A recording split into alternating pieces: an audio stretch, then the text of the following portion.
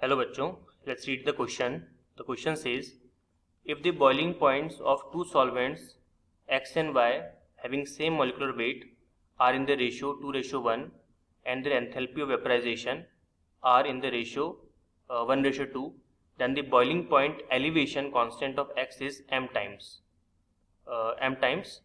the boiling point elevation constant of Y. The value of m is, तो हमको value of m बताना है. तो क्वेश्चन को सॉल्व करने के लिए सबसे पहले अपन लिखते हैं इसमें हम लोग की कॉन्सेप्ट. तो यहाँ पर जो क्वेश्चन का की कॉन्सेप्ट हो जाएगा क्वेश्चन के लिए, दैट इज बॉइलिंग पॉइंट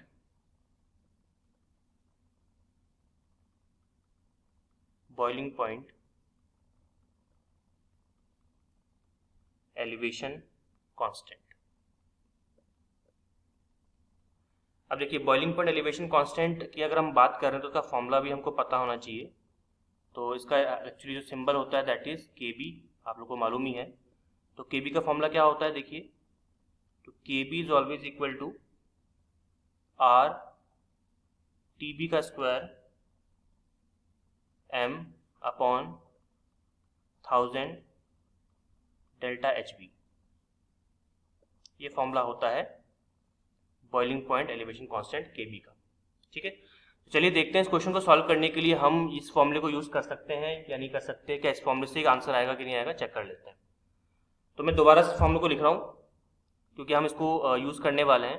तो फॉर्मूला हमारे पास में है KB बराबर R TB square M upon 1000 delta HB. तो बॉक्स को बंद कर देते हैं.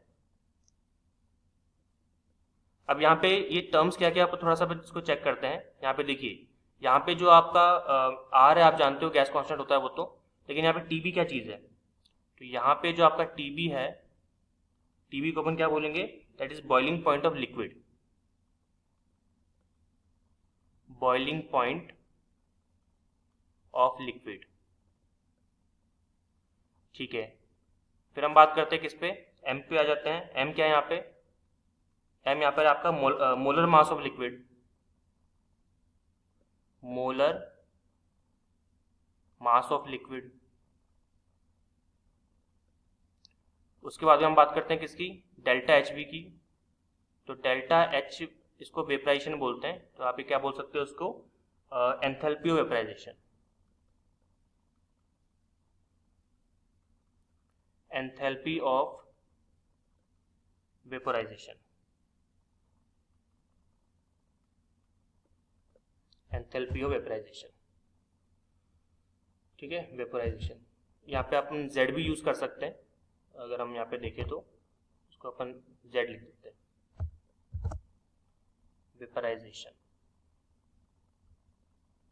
ठीक है, चलिए अब ये तो फॉर्मूला जो अपन को यूज करना है, लेकिन यूज करने के लिए हमारे पास डेटा भी तो होना चाहिए. तो जो गिवन डेटा है वो अपन देख लेते हैं. तो गिवन डेटा को मैं नेक्स्ट पेज पे लिख रहा हूं. तो जो हमारे पास में गिवन है, जो गिवन डेटा है, सबसे पहला डेटा तो क्या दे रखा है आपको, देखिए यहाँ पे आपको बता रखा है कि जो मॉलिक्यूलर वेट है वो सेम है. एक्स और वाई का मॉलिक्यूलर वेट कैसा है, सेम है. तो अपन मैं क्या लिख सकता हूँ यहाँ पे, सबसे पहली चीज क्या दे रखी है आपको कि mx जो है वो किसके इक्वल है, my के. ठीक है, ये बात क्लियर हो गई.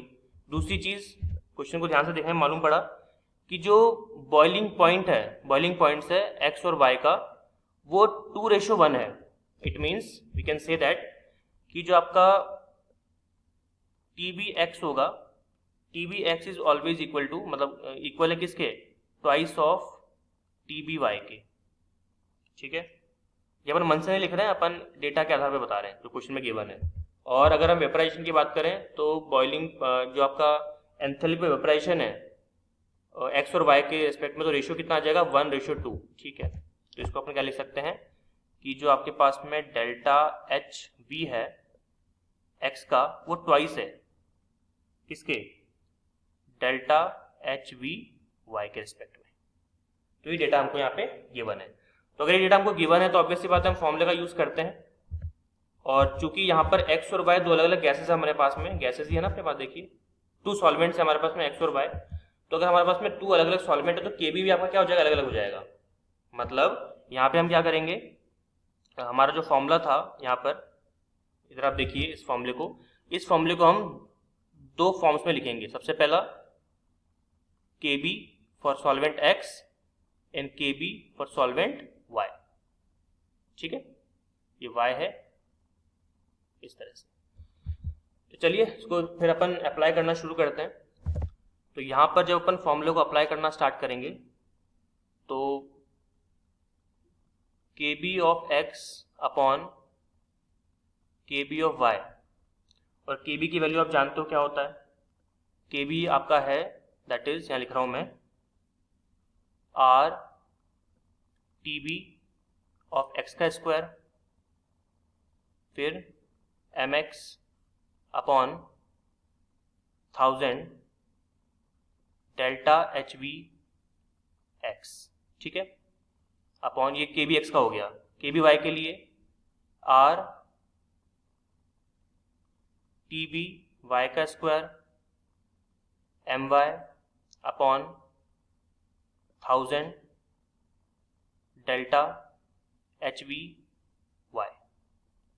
ओके, अब देखिए बहुत ही सिंपल चीज़ है, बहुत सारी वैल्यूज में कट जाएंगी आपकी ताकि कैलकुलेशन हमारा इजी हो जाए। आपका आर से आर कट गया, 1000 से आपका 1000 कट गया।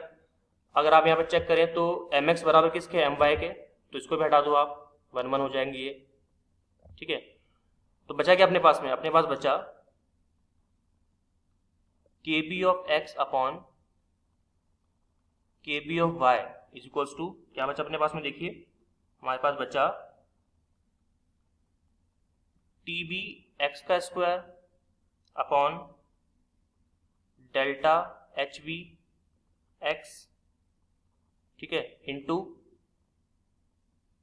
Delta H V Y upon T B Y का स्क्वायर, ठीक है। ये बचा अपने पास में टी बी एक्स का, और जो आपके पास में एच वी एक्स है इसकी वैल्यू हमको गिवन है, तो जब वैल्यू गिवन है तो उसको अपन पुट करते हैं। देखिए तो वैल्यू कितनी गिवन है अपने को, टी बी एक्स की वैल्यू कितनी गिवन है अपने को, दैट इज 2 by, तो ये हो जाएगा आपका 2 इंटू टी बी वाई का स्क्वायर, ठीक है, और इसका स्क्वायर होता है 2 का स्क्वायर और टी बी वाई का स्क्वायर, ठीक है।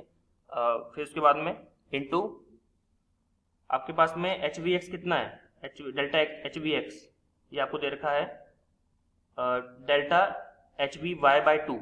देखिए इधर आप देखेंगे तो डेल्टा एच वी एक्स क्या हो जाएगा, यहाँ से अगर वैल्यू निकालोगे तो delta H V X will be equal to delta H V Y divided by 2, यही हो जाएगा। तो बस इसकी वैल्यू को पुट कर देंगे इसके अंदर, ये आपका आ जाएगा कितना, delta H V Y divided by 2 करने के लिए ऊपर 2 कर दो आप, ऊपर 2 चला गया, इंटू क्या बचा, delta H V Y upon